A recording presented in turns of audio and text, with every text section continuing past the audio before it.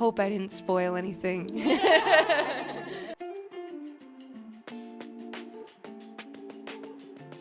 I was familiar with some of Arthur Miller's other plays long before The Crucible, but actually the first time I saw or read it all the way through was after I found out about that I was doing this show. And I watched the 90s movie with Daniel Day-Lewis and Winona Ryder. Yeah.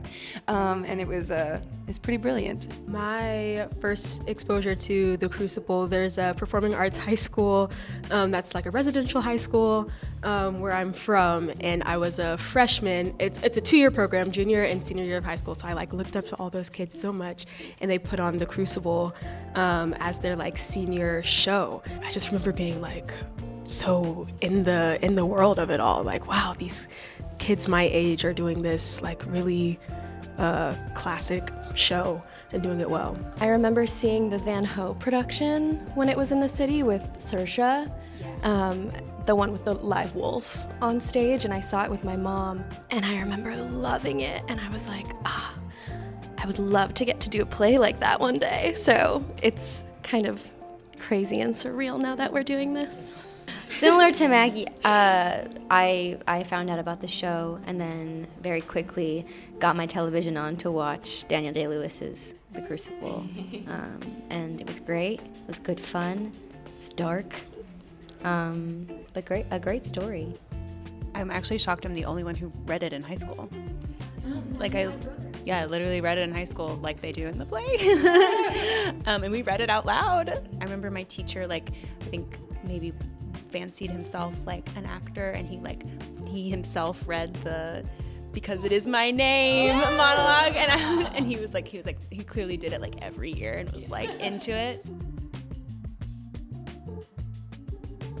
When we read The Crucible, it was just really amazing to see how there are very clear counterpoints to the characters in The Crucible that there are in this play. I feel like Miss Gallagher, I read for Reverend Hale, and I feel like Miss Gallagher and Reverend Hale have such similar jobs in the play. They kind of are the audience in both plays. So I thought that was pretty cool. And then I read for Beth when we read each other's parts, and that was just so special because I think Miss Beth and Miss Gallagher are little twin flames in the play. They're I'm an older version of her. Yeah, when we read The Crucible, I read for Mary Warren, which was, it was fun. She's a very frantic girl, definitely aligns with Beth, but it just it made us see the play in a new way.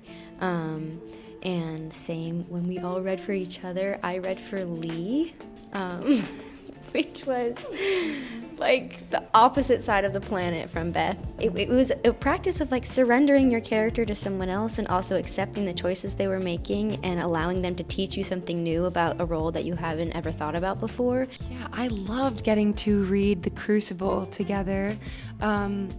Not only to open up a new dialogue and open up the ability to critique it, but also because it is an amazing play as well. And, our title of this play is John Proctor is the Villain. And that is a line from Shelby, and that is Shelby's, very strong opinion. And there's truth in it, and there's also truth in so many other interpretations. And I think Kimberly, in writing this play, was such an advocate for that, of multiple interpretations of this canonical text. And so it was wonderful to get to discuss it with everybody and hear it from so many angles. In reading The Crucible, echoing everything everyone has already said, but to add something, I remember being so struck by the courtroom scene, especially what was the character's name? I'm so sorry, I don't know. It's a lot of characters. It's a lot of characters in that play. Yeah, but Mary Warren, and how some of the classroom scenes kind of function similarly, in a sense, and the interpretive project presentation day. I don't want to spoil anything or give anything away. But yeah, just these young people gathering and I don't know, having eyes on them in a way in a class. You're learning in a classroom, but the way that Mr. Smith's junior lit honors class functions in a sense is it is kind of forum-esque, and and how so much of the play can sometimes even feel like a play within a play in a way, or like a performance within a performance of, oh, I'm young, I'm finally given the space to say what's on my mind, to express my thoughts and my ideas in this structured environment. And what how Mr. Smith's classroom is a crucible of sorts. I got to read Mason when we did our play, which I loved getting to do because I found so much similarity between Mason and Ray that I don't think I would have noticed had we not done that exercise. Like, so many of these characters experience transformation, and I think Ray and Mason are both kind of being radicalized throughout the course of this play, and sometimes they say the right things and you love them for it, and then sometimes they revert to their old ways and they say something and your heart hurts for them and you want them to get it right. And so it was so cool. And then I loved getting to hear Maggie read for Ray. It was amazing to hear it in your voice. And then when we read the Crucible, I was Goody Proctor. And what was cool, it was so fun to do that. Never thought I would get to read for Goody Proctor. But it was really informative. I won't spoil presentation day, but Danya, Sadie, and I had a lot of conversations about what it means for Shelby and Ray. There's so many layers to it. It's Sadie and Amalia taking on Raylan and Shelby, taking on Elizabeth and Abigail, and sort of getting to express ourselves and call things out and speak our truths through all of these different protective layers. And that's really, really cool to get to do every night. And reading the Crucible just helped, inform all of that. It's so different every single night. There's a lot of my own self that I feel like is purged every single night.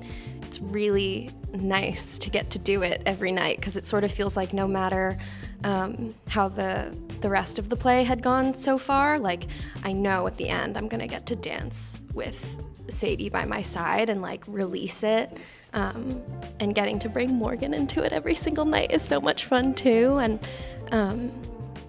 it's super visceral every single night. And even though it's tiring as well, it feels really empowering to get to do. And it's just a lot of fun to get to dance at the end of the play. You're doing such beautiful work that I'm just so proud of you, as Amalia.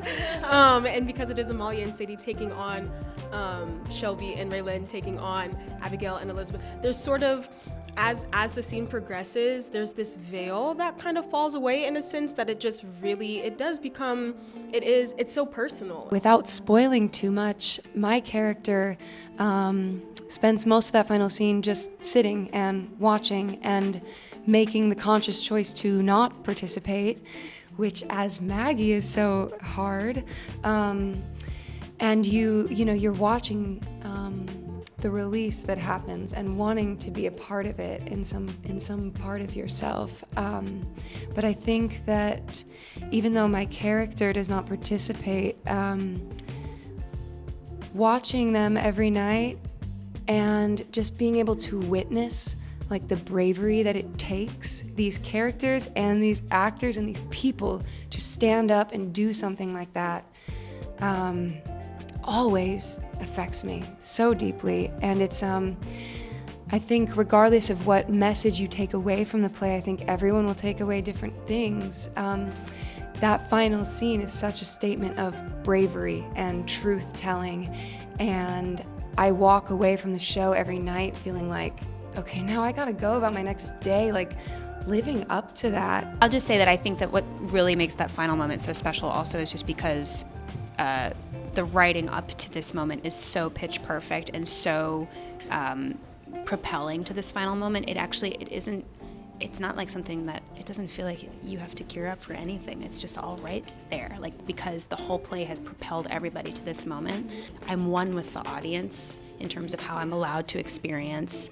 what you do. The play doesn't let down until it's over, but that final scene is such a great moment that allows the audience to show us what it's meant to them, because the response is just always so overwhelming, and it's really rare. I think, not to speak for everyone, but I think we do all feel very lucky that we're a part of something that has such a great impact on people. It always strikes me how much hope Beth has. I think that it can be mistaken for her being naive sometimes, but she is always willing to hope for the best in people, and she is hoping that you've made the right decision, and she is willing to stand by whatever you're saying because of that hope in her. And it like breaks my heart how much she wants to follow in people's footsteps and believe them and see the good in them that might not always be there. But yeah, she just inspires me to be more hopeful of people and of myself. The very first thing I read about Miss Gallagher is what it says in the character description. It says, Bailey Gallagher, 24, she is trying her best. And that's the first thing I read about her, and that's still I think it's the last thing, the main thing to me about who she is and what she's trying to do. What's so nice about it is it feels very close to me and how I'm trying to move through the world. All right, I'll talk about Ivy for a moment. She just has such a deep strength. And some days it's like, I think your relationship with your character is such a living dynamic thing, and some days it's really hard to move through the contradictions and the muck of it. And I sometimes wonder if I could withstand that amount of pressure and weight for as long as she does, and in the way that she does. And it's not always successful, and sometimes she says the wrong thing, but I really admire that about her. Another thing that's in her character description is fiercely loyal and always well-intentioned. And I just admire the way that she, is so loyal to the people that she loves deeply, and is trying to be loyal to everyone, and doesn't know what to do when loyalty to one person means forfeiting loyalty to another. But she tries to do both. So I admire that about her. Nell is the new girl in town, and I moved around a good little bit when I was younger, so I definitely relate to being in a new environment, culturally, and just fitting in with it. Especially when you're young, that's your heart's desire is to just belong and to have friends, to fit in. And I really admire about Nell how she wants to fit in, but she's still fully herself. Of course, as a teenager, you have all of these insecurities and you're still figuring yourself out. But the parts that you do have figured out, the parts that Nell does have figured out, she's 10 toes down about those things. And I think she's so grateful that these girls have welcomed her into the community that she's a protector. These girls are so smart. Their minds move so fast, and they're so intuitive.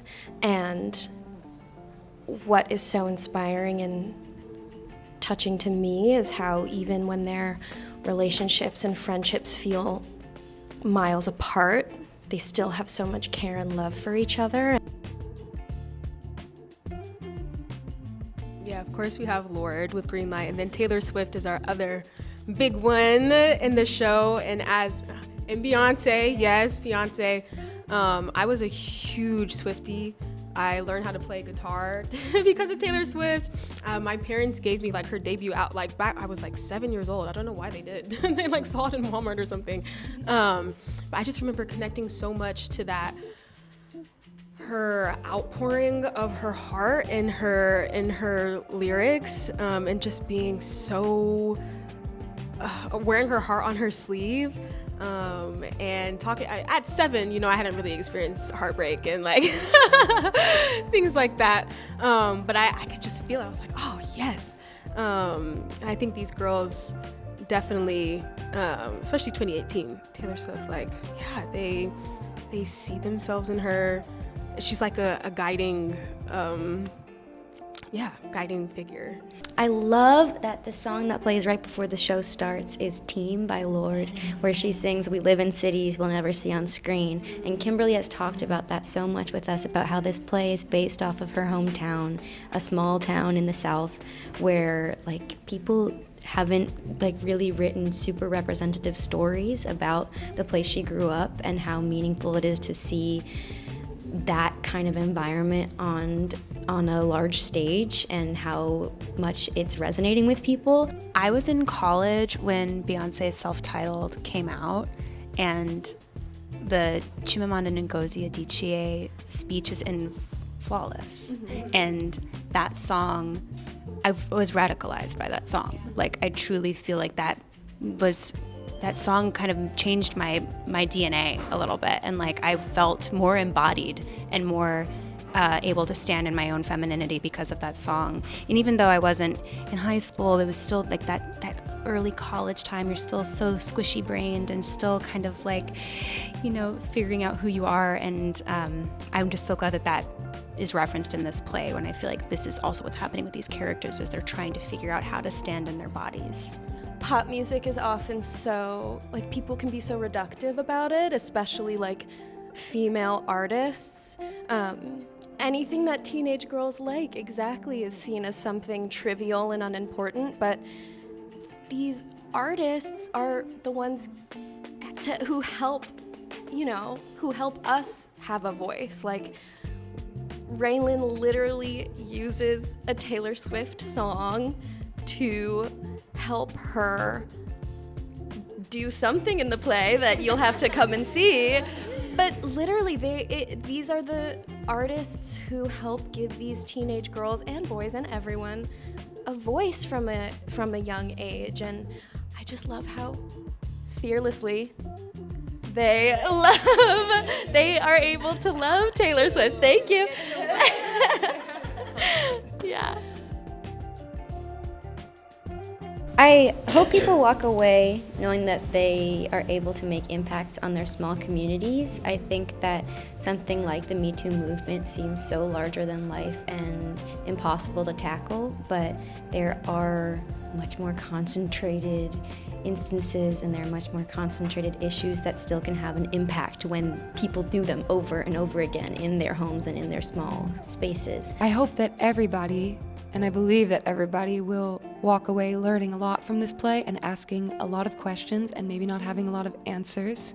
For young women specifically, I think that this play can provide a real opportunity for healing, or if you are if you were recently that age, if you're close in age, healing, catharsis, release, a way to reckon with some of what you've been through and to parse through it, a way to reckon with the cultural messaging we've received throughout our whole lives, as these girls are too. But yeah, also just healing, feeling seen, feeling like, yeah, you have voice to your experiences. And I love that this play is, it's so not monolithic in terms of feminine experience. Every single one of these characters is experiencing the events of this play very, very differently. So I think that there is something that everybody can see, maybe see a version of themselves in. We're so accustomed to watching something like The Crucible and all of us finding something in John Proctor to relate to. We are all sort of taught from a young age to really extend our empathy to characters like him. And I just ask everyone to come to this, whether you be a teenage girl or whether you be an older man or a woman in her 30s, is that to open your heart and really allow yourself to see yourself in these teenage girls, because they contain the they contain frickin' multitudes. They contain all of the multifaceted parts of being a human being. It's not just for one demo, it's for everyone. I really, really believe that. I'm 19, pretty much the same. I graduated high school 2 years ago. So, I mean, like this, but a little bit more stressed out because I had a lot of homework. I moved from China back to the States. I lived there from age 10 to 14, and I went to a private middle school overseas, and then I came back my freshman year of high school and started going to public school in South Carolina. I was like, what? What's going on? What's going on? I don't know who I am. I don't know. Nobody else knows who I am either.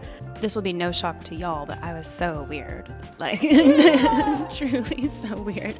And like a theater kid, and I also was like barely in school. Like I think I like always would max out my absences like every year because I was always like leaving early to like go rehearse something, or like I would like drive myself to dance class. It was an hour away because I lived in like a smaller community in North Carolina. But yeah, people didn't know what to do with me. It's okay. We're fine now. I was lucky enough to go to an art school where like expression was very much encouraged, and I did a lot of feminist theater in high school, so I felt very empowered in my beliefs, but then also was just so deeply insecure about like my own self. I feel like I'm at the same time a completely different person and like the same girl that I was in high school in a lot of ways. I was such a go-getter in high school. I was doing the most, but it was all like propelled by a real desire, you know? I was such a theater kid. I was pretty like pulled up, like straight A's, you know, and I really felt like I had to achieve everything all at once, all the time. I grew up in the Midwest, so there's like a culture of just niceness, and people there are so nice, but it sometimes comes, especially when you're a young girl, at the expense of, you know, just personal sovereignty, and that's something I've had to learn a lot throughout the years. I have so much like admiration for who I was in high school, and like the drive with which I moved through things, and the bravery, and at the same time, you know, you wish you could hug her.